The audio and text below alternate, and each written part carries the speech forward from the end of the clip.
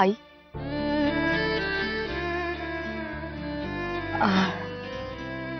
असं अनोळखी माणसांसारखं बाहेर भेटायची वेळ येईल असं नव्हतं वाटलं मला.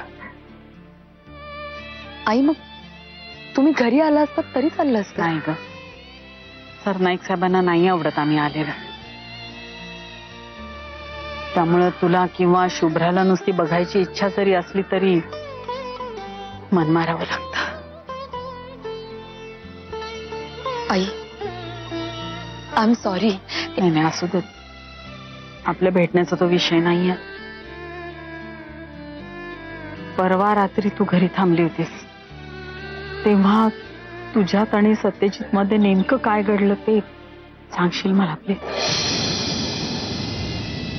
कारण त्यानंतर कालचा अख्खा दिवस तो बेपत्ता होता. रात्री उशिरा जेव्हा सापडला तेव्हा स्वतःच्या पायावर उभं राहायची शुद्ध नव्हती त्याला.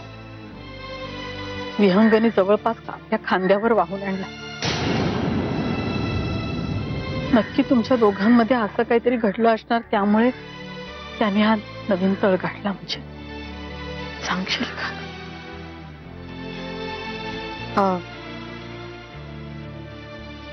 रात्री ते खोलीत आले आणि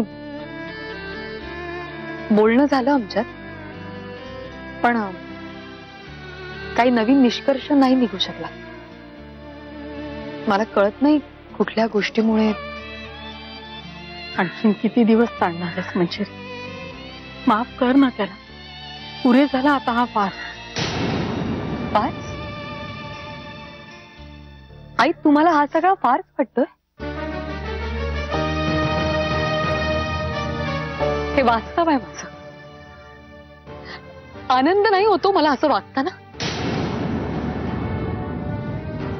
त्या दिवशी मी त्यांनाही हेच म्हणाले. आमच्या खोलीतल्या 4 भिंतीत मी जी काही स्वप्न रंगवली होती त्या सगळ्या स्वप्नांचा चुराडा. पण झाली चूक, झाली ना चूक, नाही म्हणत नाहीये मी. पण आता त्याच गोष्टीची चर्चा आपण किती दिवस करत राहणार आहोत? मंजिरी, एक गोष्ट सांगते मंजिरी, माझं बोलणं विचित्र वाटेल तुला, पण सत्यजितच्या मनात तुझ्याबद्दल संशय होता. त्याला वाटत होतं की तुझं आणि खोटं आहे, ते खोटं आहे मला माहितीये. पण सत्यजितच्या दृष्टीने तेच जगातलं एकमेव सत्य होतं तेव्हा. पण त्याने तुला नाही सोडलं ग. तो तुझ्याशी भांडला, त्याने स्वतःला त्रास करून घेतला, पण त्याने संसार नाही मोडला. हा, त्याने घटस्फोटाचे कागद फेकले होते तुझ्यासमोर, पण नंतर ते स्वतःच्याच हाताने फाडले ना ग.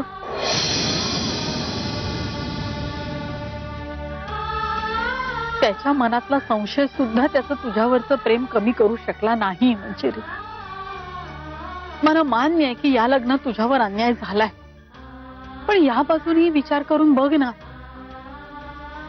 कसं नाही, समर्थन तर आपण एखाद्या खुनाचं सुद्धा देऊ शकतो.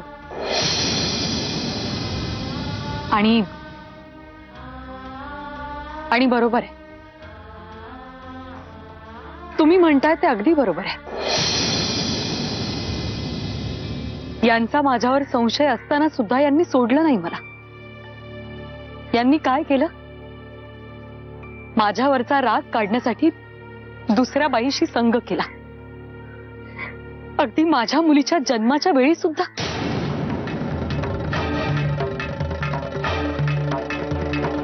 मी सुद्धा हेच करावं असं तुमचं म्हणणं आहे का?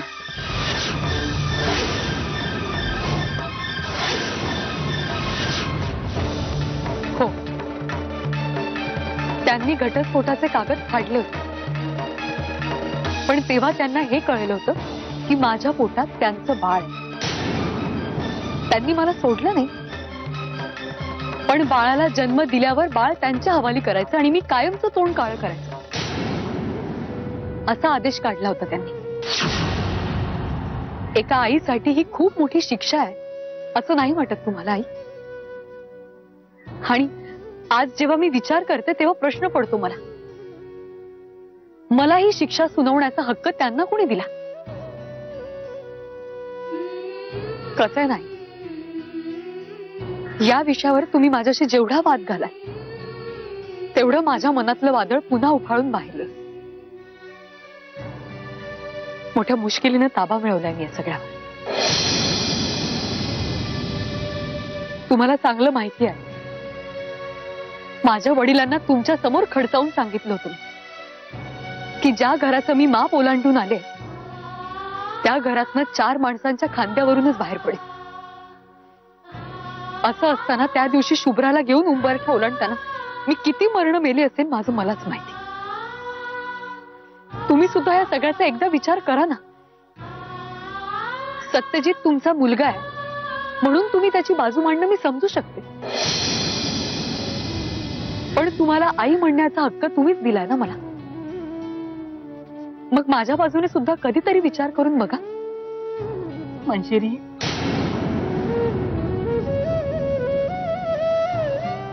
तुझा विचार करूनच सांगते मंजिरी. परत चल.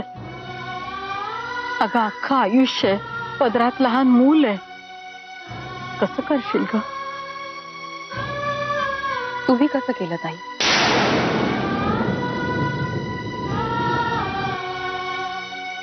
तुला आपल्या घराबद्दल काय वाटतच नाही का? सत्य सत्य, खरं खोटं, चूक बरोबर याही पलीकडे जाऊन काही बंध असतात की नाही? जेव्हा मी हाच प्रश्न विचारत होते ना तेव्हा माझ्या बाजूने कोणीच उभं नव्हतं, एक विहंग भाऊजी सोडून.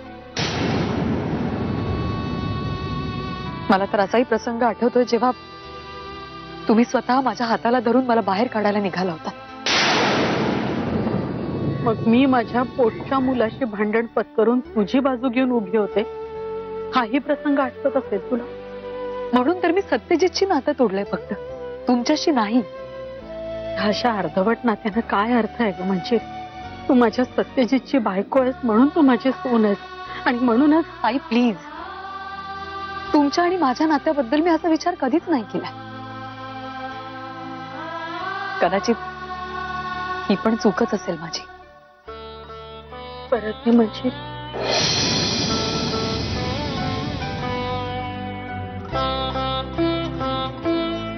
खूप उशीर झालाय, येते.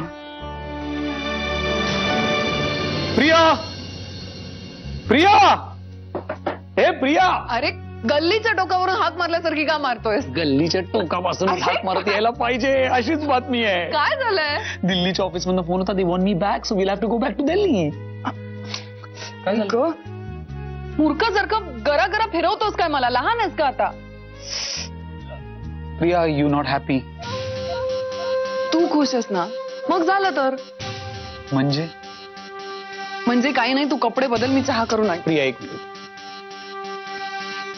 प्रिया, तुला दिल्लीला यायचं नाहीये का? मला बोलायची मुभा आहे. कम ऑन प्रिया, तुला माहिती तुला हवं नाही सुहास, मला हवं ते नाही. आपल्या संसारात तुला हवं ते व्हायला हवं. आणि हे मी अजिबात चिडून बोलत नाही, तेच बरोबर आहे, कारण आपला संसार तू चालवतोस ना. या घराला घरपण तुझ्यामुळे. सुहास, ही सगळी पुस्तकातली वाक्य आहेत आणि ती तिथेच बरी वाटतात. प्रिया, मला वाटलं होतं की तुला आवडत असेल दिल्लीला, कारण ते आपल्या दोघांचं जग, स्वतंत्र असं.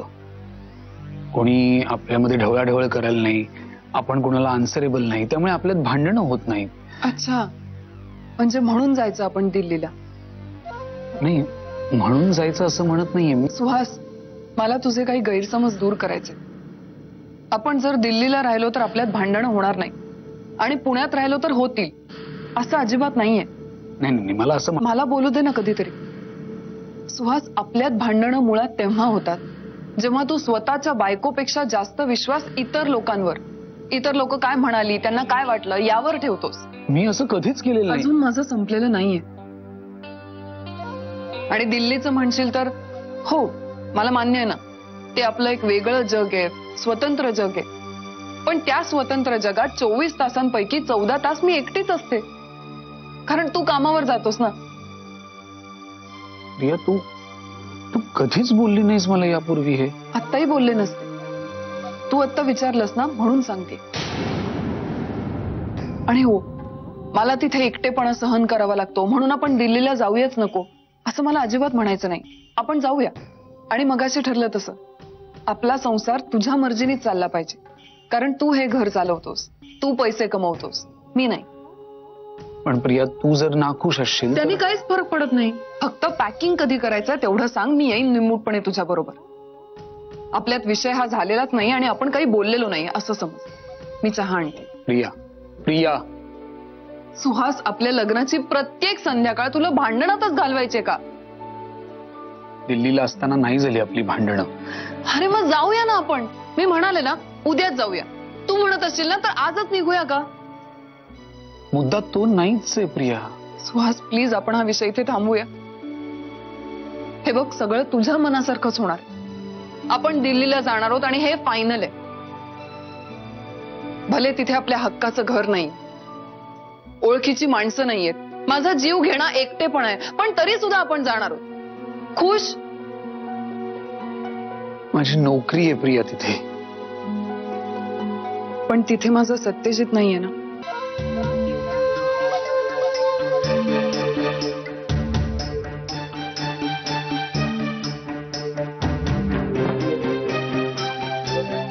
आय एम सॉरी शोना, आपण जाऊया. तू जिथे नेशील ना तिथे यायला तयार आहे.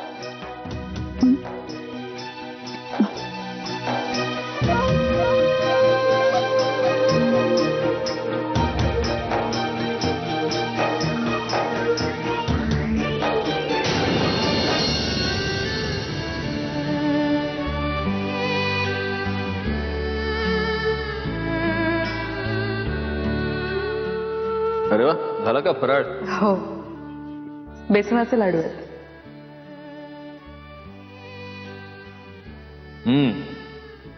आईच्या हातचा बेसनाचा लाडू बऱ्याच दिवसात. वा.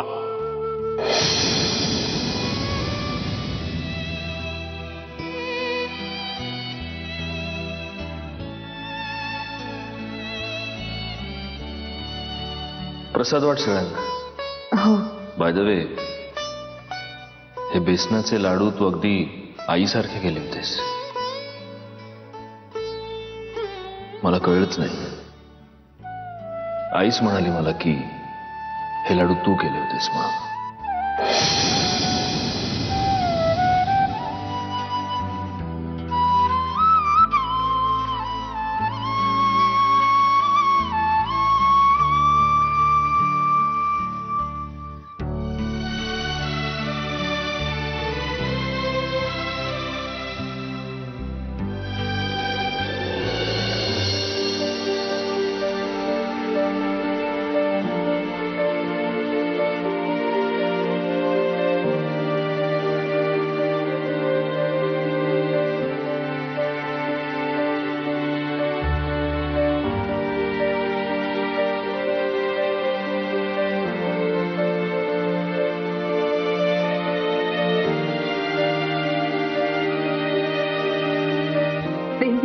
अगं, रडून तरी घे पोट बस. किती कोण मला सहन करशील?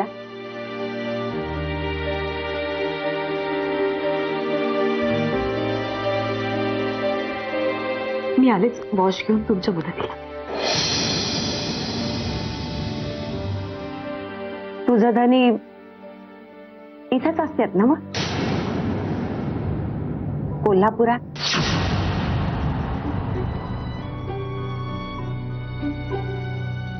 काय असतं मंजिरी, येणारं पावसाळं डोळ्याची नजर कमजोर करते, पण मनाला वेगळी नजर देऊन जाते. त्यांना समजत, समजावू मग.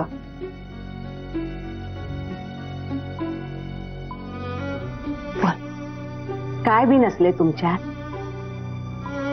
हा,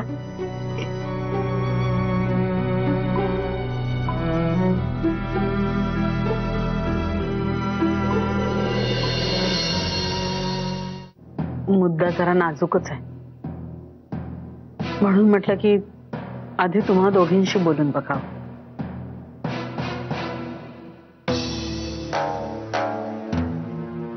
प्रियाची लग्नानंतरची पहिलीच दिवाळी. दिवाळ सणासाठी काय गरज नाही दिवाळ सण साजरा करायची. अहो पण माझं म्हणणं तरी ऐकून घ्या. मला ठाव आहे तुला काय म्हणायचंय ते. प्रियाची लग्नानंतरची ही पहिली दिवाळी आहे ना व? तेव्हा दिवाळी सणासाठी तुला दोघांनी बोलवायचं असेल इथं, होय ना? हो म्हणजे शाले, अगं प्रियामुळे घरात जेवढा तमाशा झाला तो पुरे नाही का झाला? हा, आता उत्तर रंग बी साजरा करायचा आहे. तसं नाही हो, पण जनरीत म्हणून. जनरीत गेली चुलीत. इथं आपलंच आपल्याला निस्तारताना नाकात दम येऊन राहिला या. वहिनी, मला आईचं पटतंय बघ. अगं एवढं समज होऊन बी आपण जर प्रियाला इथं बोलवलं आणि तिचा मानपान केला आणि हे जर मंजिरीला कळलं तर तिची खात्रीच पटल. अहो पण मग आपण प्रियाला काय सांगायचं? तिला वाटत असेलच ना की दिवाळ सणामध्ये माहेरच्यांनी आपलं कोड कौतुक करावं म्हणून. शाले, तू एकदा काय ते ठरव, महत्व कशाला द्यायचं ते. म्हणजे सत्याचा संसार आहे की प्रियाचं मन आहे? अर्थातच सासूबाई, सत्यजितचा संसारच महत्वाचा आहे, पण तो जोडणं आता आपल्या हातात नाही राहिलं. मंजिरीने एक नाही निदान अर्ध पाऊल तरी पुढे यायला पाहिजे, पण ती आपला हट्ट सोडायलाच तयार नाही. तुझं काय बोलणं झालंय तिच्या संग? हो, मी भेटले तिला.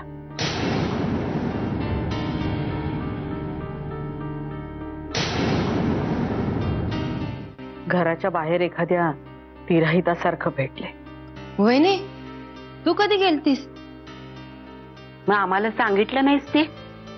घरातला करता मुलगा जेव्हा नशेच्या आहारी जातो ना, तेव्हा त्याच्या आईला जे करायला पाहिजे तेच केलं मी.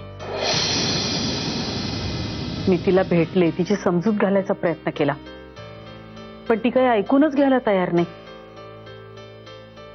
जेव्हा एखादा माणूस आपला हेकाच सोडत नाही ना, तेव्हा आपल्याला काही आपले निर्णय घेताना त्या माणसाचा विचार बाजूला ठेवायला पाहिजे. शाले, तू काय बोलतीस? तुझं तुला तरी कळतंय? व्यवस्थित कळते सासूबाई, आणि तुम्ही प्लीज गैरसमज करून घेऊ नका. मंजिरी घरात यावी म्हणून मी काय वाटेल ते करायला तयार आहे, खरंच. सत्यजितची चूक झालीच. चूक नाही, गुन्हा घडलाय त्याच्या हातून, आणि हे जगात दुसरं कोणीही मान्य करायच्या आधी मी स्वतः मान्य करायला तयार. पण आता मंजिरीने आपलं मन मोठं नको करायला. ती बरोबर आहेच, मी नाही म्हणतच नाहीये, पण बरोबर असलेल्यानी आपण बरोबर आहोत हा हेका मिरवत किती दिवस राहायचं? त्यांनी 2 पायऱ्या खाली यायला पाहिजे, चुकलेल्याला माफ करायला पाहिजे, नाहीतर हा तिढा सुटायचा कसा? हा तिढा बाळगत आपण आयुष्यभर जगणार आहोत का असेच? ही कोंडी फुटायला नको. किती दिवस ती अशी तिच्या वडिलांकडे राहणार आहे? वहिनी, तुझं समज बरोबर आहे, पण प्रियाला इथं बोलवण्याने आणखीन काय? न बोलवण्याने सुहासरावांना जे वेगळे प्रश्न पडतील त्याची उत्तर काय द्यायची ते सांगा मला. शाले, तुझा निर्णय झाला होता, मग आम्हाच ती कशा पाहिजे विचारलंस? अहो, मी निर्णय घेतला नाहीये. एकदम मनात वाटतं की तिला आमंत्रण द्यावं. मी मगाशी फोन उचललाही होता, पण ठेवून दिला तसाच. माझ्याही मनात गोंधळच आहे हो.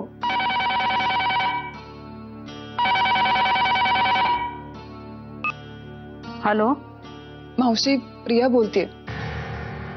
प्रिया, आम्ही आता तुझ्याच बद्दल. त्या घरात माझ्या नावाने बोट मोडल्याचा आवाज मला इथपर्यंत येतो मावशी. असं का बोलतेस प्रिया तू?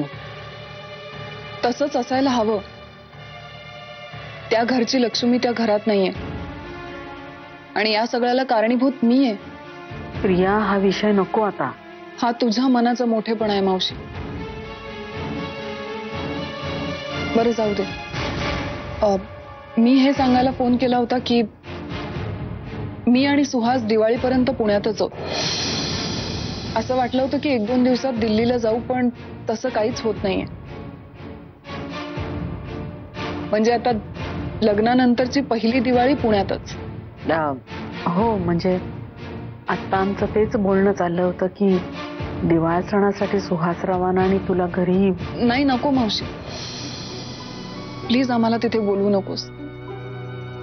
मला सत्यजितसाठी आणखीन प्रॉब्लेम्स क्रिएट करायचे नाहीये. तसं नाही, पण प्लीज मावशी, खरंच नको बोलवूस. मंजिरीला कळलं ना तर आगीत तेल ओतल्यासारखं होईल. इच्छा खूप आहे कोड कौतुक करून घ्यायची, पण कारण तुम्ही जर हे आमच्यासाठी केलं नाही तर दुसरं कोणीच करणार नाही. कारण सुहासही अनाथ आणि मीही. असं का बोलतेस प्रिया? खोटं तर बोलत नाहीये ना मावशी? खरं सांगू, मी खूप स्वप्न रंगवली होती. म्हणजे नवीन लग्न झालेली प्रत्येक मुलगी रंगवते, पण नंतर कळतं की त्या स्वप्नांना काही अर्थच नाहीये. त्या दिवशी मी धावत पळत तुझ्या ओढीने घरी आले खरी, पण आजींशी बोलल्यावर मला लक्षात आलं की माझं तिथे येणं त्यांना आवडलं नाहीये आणि माझं माहेर माझ्यासाठी कायमचं तुटलंय.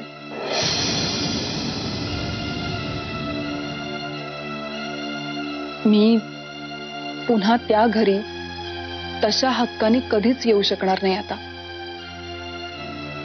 नाही, आणि बरोबर पण आहे. मी केलेल्या पापांची शिक्षा मला मिळालीच पाहिजे. त्यामुळे मावशी प्लीज प्लीज दिवाळ सणासाठी आम्हाला तिकडे बोलवू नकोस. चल मावशी, मी फोन ठेवते. सुहास यायची वेळ झाली, घरात खूप कामं पडले. बाय. आता तर ह्या वर्षीची दिवाळी मावशी तुझ्या घरीच साजरी होणार.